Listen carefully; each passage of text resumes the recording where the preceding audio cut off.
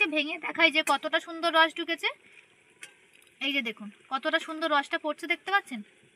আর এই যে দেখুন কতটা সফট হয়েছে ভেতর। নমস্কার বন্ধুরা, নিমকি রান্নাতে সবাইকে স্বাগত। আমি আর দিদা বেরিয়ে পড়েছি একটা ওল তুলতে, আর ওল দিয়ে একদম আনকমন একটা রেসিপি করে দেখাবো। তার জন্য আমি শাবল আর দিদা কোদাল নিয়ে বেরিয়ে পড়ছি। ভিডিওটি শেষ পর্যন্ত দেখতে থাকুন, কোথা থেকে ওলটা তুলি আর আজকে কি রেসিপি বানাই।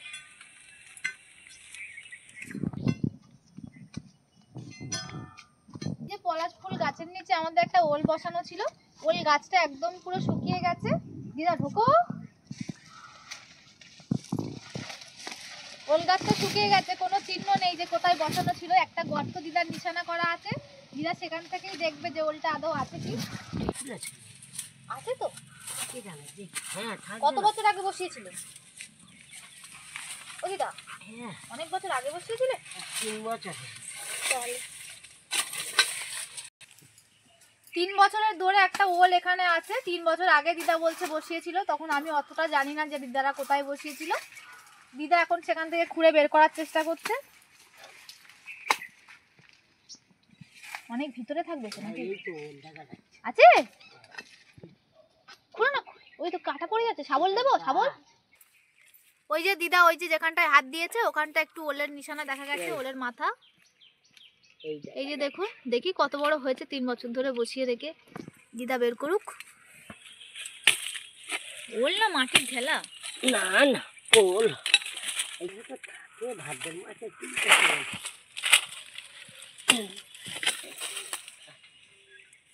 পলাশ গাছের শিকড় গুলো কাটা পড়ছে না কি বলতো?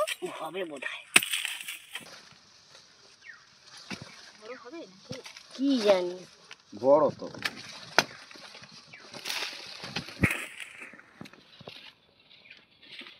তার বাবা মাটি মেখে নেনি। দাঁড়া দাঁড়া দাঁড়া, নাও নাও করে ঠিক তুলে দিচ্ছি। দাও তো বাবা।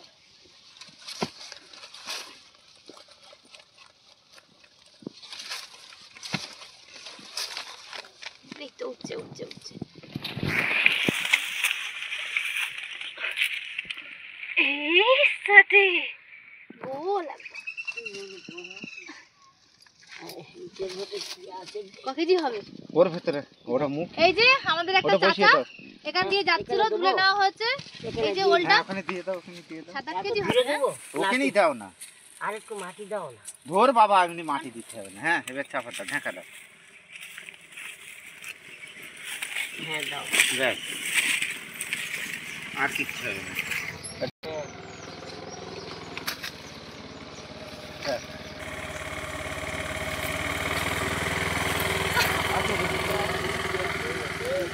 এই যে দেখুন এত বড় হোল দিদার পক্ষে খোঁড়া সম্ভব হয়নি। এখান দিয়ে একটা কাকা যাচ্ছিল, তুলে নেওয়া হয়েছে ওলটা। 6-7 কেজি তো মনে হবে। হ্যাঁ 6 কেজি, 6 কেজি মতো হবে। এবার এই ওলটাকে ধুয়ে নিয়ে তারপর রেসিপিটা বানাবো। ওলের মাটিগুলো ভালো করে পরিষ্কার করে ধুয়ে নিয়ে চলে এসেছি, এবার কেটে নেব। দিদা শিবম একটা গামলা দাও তো আমাকে। ঠিক আছে, দাও এইটা দাও, মায়ের কাছে এটা দাও। আমাকে দাও।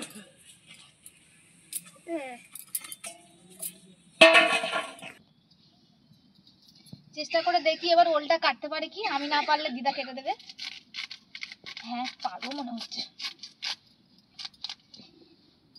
কেমন আওয়াজ হচ্ছে দেখো।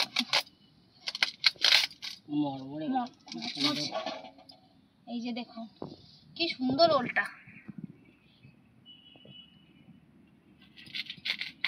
এবার ওলটাকে সিদ্ধ করব, তার জন্য যেরকম ইচ্ছা আপনারা কাটতে পারেন। আমি একটু মিডিয়াম সাইজ করে কাটবো, তাতে তাড়াতাড়ি সিদ্ধ হবে।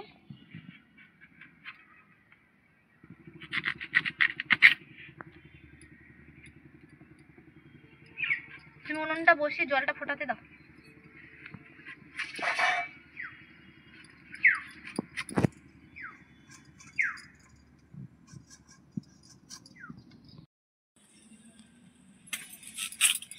ওল দিয়ে আপনারা সাধারণত যে কোনো তরকারি রান্না বা ওলের বড়া এইসবই খেয়েছেন, কিন্তু আজকে ওল দিয়ে আমি একটা পিঠের রেসিপি করে দেখাবো। রসবড়া করব। রসবড়ার অনেকেই আমরা পিঠের লিস্টেই ধরি, তার জন্য এটাকে পিঠেও বলা যায়। এই রেসিপিটা আপনারা কোথাও পাবেন না, তাই ভিডিওটি শেষ পর্যন্ত দেখতে থাকুন কিভাবে ওল দিয়ে আজকে আমরা এই পিঠে বা রসগোল্লার রেসিপিটা বানাই।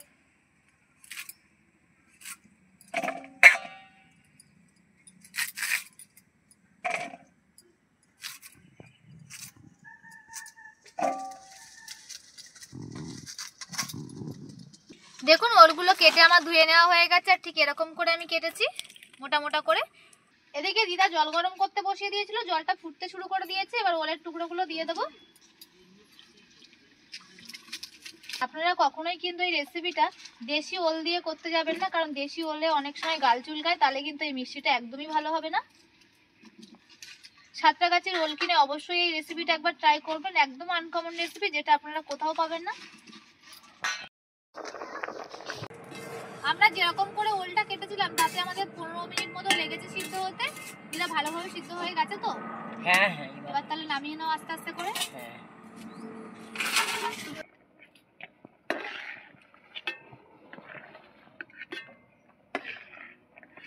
তুমি ওলটা নামিয়ে নিয়ে আর চিনির রসটা বসাবে, আমি তো মেখে নিচ্ছি।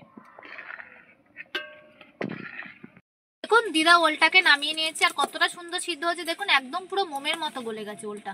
সাঁতরাগাছির ওল নিলে কিন্তু এই রেসিপিটা খুব সুন্দর হবে, আর দেখুন কত সুন্দর মোমের মতো গলে গেছে। আমি এখানে হাফ বাটি ময়দার হাফ বাটি ওল নিয়েছি, আর এই ময়দাটার মধ্যে নুন চিনি আর ঘি দিয়ে ময়ান দিয়ে নিয়েছি। এবার ওল আর ময়দাটাকে ভালো করে মাখিয়ে নেব, নিয়ে অল্প জল দিয়ে আমি একটা খুব মোটাও নয় আর খুব ঘনও নয় একটা ব্যাটার করে নেব, যাতে হাত দিয়ে কাটা যায় সেরকম একটা ব্যাটার করতে হবে। ওল আর ময়দাটাকে মাখিয়ে নিয়েছি, এবার অল্প অল্প করে জল দেবো, নাহলে ঘনত্বটা কিন্তু বোঝা যাবে না। এবার খুব অল্প পরিমাণে এর মধ্যে একটা খাওয়া সোডা ব্যবহার করব। এর মধ্যে এবার অল্প পরিমাণ খাওয়া সোডা দিয়ে দেবো। দাও।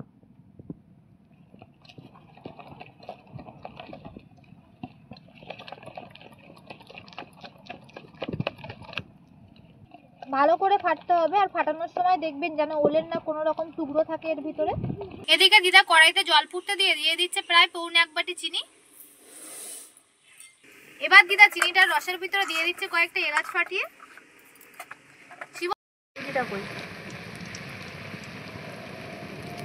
এইভাবে ওই লিকুইড গোলাটাকে এইভাবে ছোট ছোট করে রসবড়ার আকারে ফেলতে হবে। আর দেখুন ফুলে ঠিক কতটা বড় বড় হচ্ছে।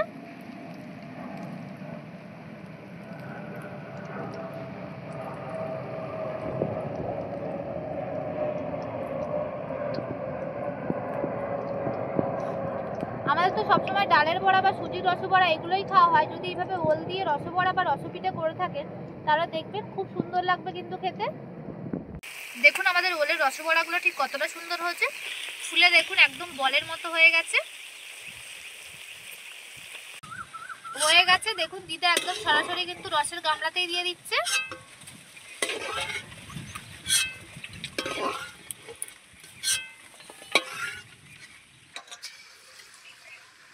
আবারও খানিকটা ছিল, সেটাও দিদা কেটে নিচ্ছে।